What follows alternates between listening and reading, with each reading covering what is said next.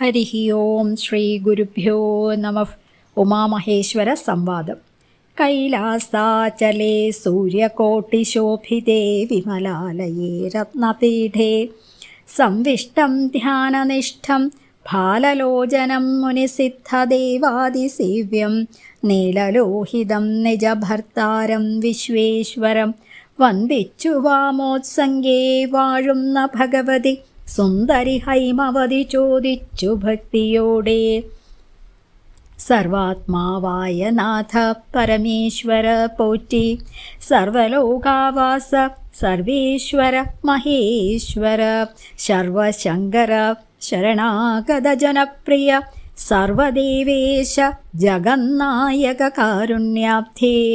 അത്യന്തം രഹസ്യമാം വസ്തുവെന്നിരിക്കിലും ഇത്രയും മഹാനുഭാവന്മാരായുള്ള ജനം ഭക്തിവിശ്വാസ ശുശ്രൂഷാദികൾ കാണും തോറും ഭക്തന്മാർക്കുപദേശം ചെയ്തിടുമെന്നു കേൾപ്പൂ. ആകയാൽ ഞാനുണ്ടോന്നു നിൻ തിരുവടി തന്നോടാകാംക്ഷ പരവശ ചേതസാ ചോദിക്കുന്നു.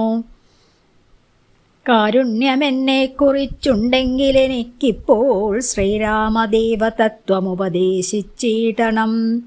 തത്വഭേദങ്ങൾ വിജ്ഞാനജ്ഞാനവൈരാഗ്യാദി ഭക്തിലക്ഷണം സാഖ്യയോഗഭേദാദികളും ക്ഷേത്രോപവാസഫലം യാഗാദി കർമ്മഫലം തീർത്ഥസ്നാനാദിഫലം ദാനധർമാദിഫലം വർണ്ണധർമ്മങ്ങൾ പുനരാശ്രമധർമ്മങ്ങളും എന്നിവയെല്ലാം എന്നോടൊന്നൊഴിയാതെ വണ്ണം നിന്തിരുവടി അരുൾ ചെയ്തു കേട്ടതുമൂലം സന്തോഷമകതാരിലേറ്റവും ഉണ്ടായി വന്നു.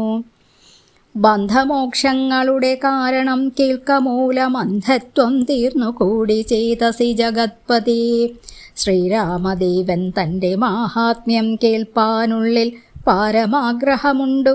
ഞാനതിൻ പാത്രമെങ്കിൽ കാരുണ്യാംബുധേ കനിഞ്ഞരുളി ചെയ്തിടണമാരും നിൻ തിരുവടിയൊഴിഞ്ഞില്ലതു ചൊൽവാൻ.